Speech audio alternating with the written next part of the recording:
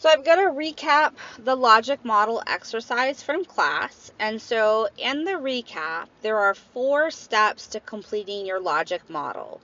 You have to first identify a problem, and this problem should be something in your role, something that's pretty like small scale, so you don't want to solve the world's problem. You want to solve something simple. And so what we chose was reading proficiency in a school. So we're not talking about all schools. We're not talking about the nation. We're talking about reading proficiency in a school, and then we narrowed that down to 4th and 5th grade. So we got really specific with our problem. Our problem was reading proficiency at a specific school in 4th or 5th grade. And so after you identify your problem, then you're going to identify your resources.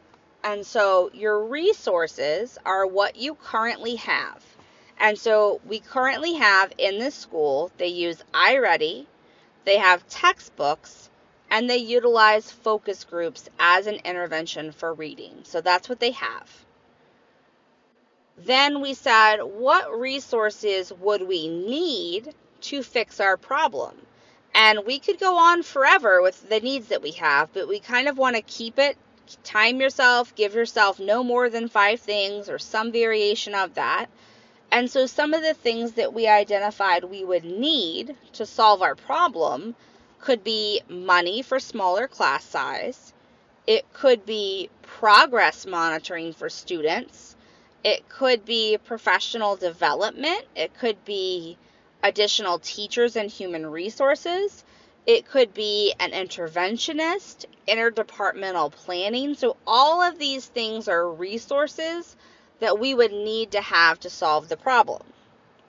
So once you've identified your problem and the resources that you have and you need, you're going to move into outcomes. And so outcomes are going to be broad things that you want to achieve. So the large outcome that we want to achieve is we want to solve the problem. To solve the problem, we need students' reading proficiency to be at grade level. This is the big outcome, okay? So this is the big picture. As a part of doing that, we broke it down into smaller outcomes. If students are reading at grade level, then they're experiencing academic success. And so we said one way we would see that is going to be on a standardized test. Another example we said is, if we're working towards this outcome, we also should see growth of 1 or 2 grade levels on reading proficiency. This is a long-term outcome. Then we have students, if they're reading at grade level, are going to be intrinsically motivated. So we're going to have better engagement, which would be class participation, grades, and attendance. But again, all of these are pretty much longer to medium term. An outcome can be short term, but for our purposes in this example, we're not really looking for short term. We're looking for something that's probably going to have some time. Once you have your outcomes, you think of what can I measure to know that I'm reaching my outcome. So what we set up was some benchmarks. So what are some of the milestones? So a milestone that I might see as I'm working towards reading proficiency being at grade level could be that students improve 5% at each interval. So it's a milestone because it happens multiple times at each interval. It could also be that the student's going to improve by 15 points in each subcategory. So that means that I'm going to go up 15 points. So again, it is milestones. So I'm going to have 3 milestones that happen. So it gives me time to say, if I did not reach my milestone, I need to change something so that I still solve my problem and so that I still reach my outcome. And then I challenged you guys to come up with something that was qualitative. And so the qualitative example we came up for a benchmark was that the anecdotal notes that are being taken in the running record would show fewer negative behaviors. So it's qualitative because we're observing that, and just because we're counting fewer doesn't change that to be a quantitative piece. That's still quantitative feedback from an instructor.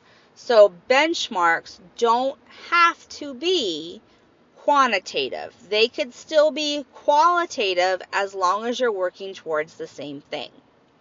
Now that you know your benchmarks, now you design your activities. So what are the things that I am going to do that will make me achieve these benchmarks?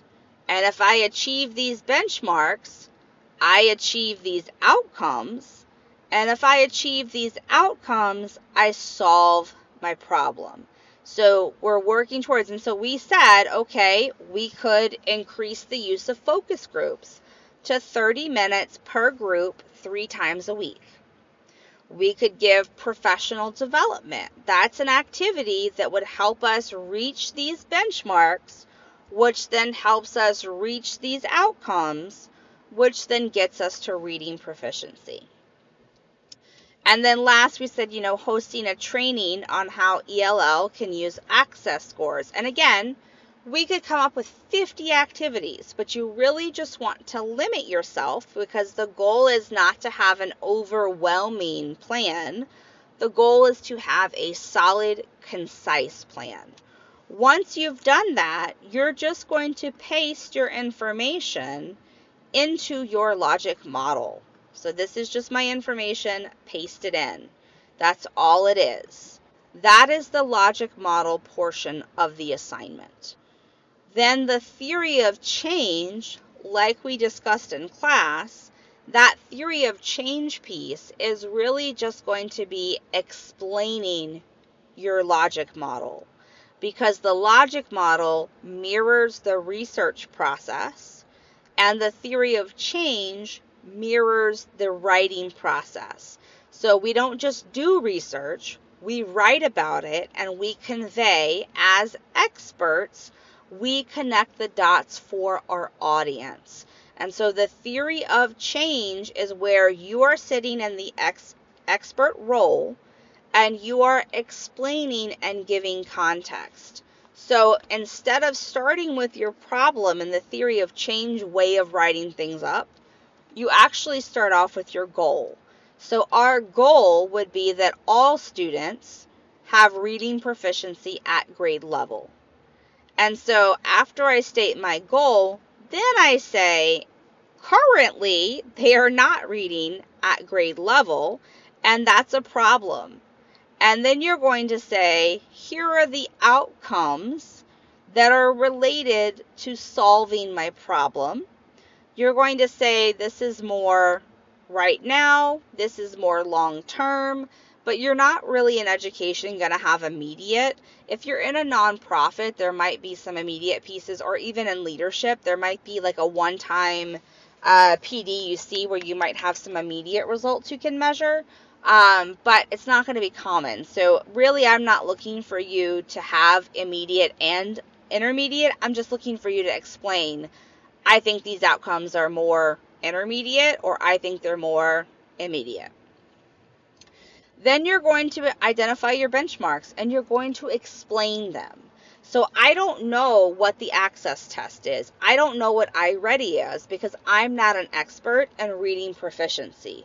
So I need you to identify your benchmarks and to explain how are these measuring reading proficiency? How are they related back to my problem? Then you're going to step back and say, now, here are my activities, and this is how and why my activities will accomplish the benchmarks, and the benchmarks accomplish the outcomes, and the outcomes solve my problem. So you're really just walking me through the plan in the write-up portion. So you can think about the logic model as brainstorming, and this write-up theory of change is the actual written plan. Then you're going to connect any of the resources that you need to your activities. So in order to do my professional development, I need budget. So in order to lower my class size, I need human resources and people. So that's kind of the piece. And then last, you're going to connect any other pieces that might be loose ends. And so you're going to turn in your logic model, which is your brainstorm, and you're going to turn in just a write-up of that logic model. So that's what I'm really looking for in this first research builder assignment.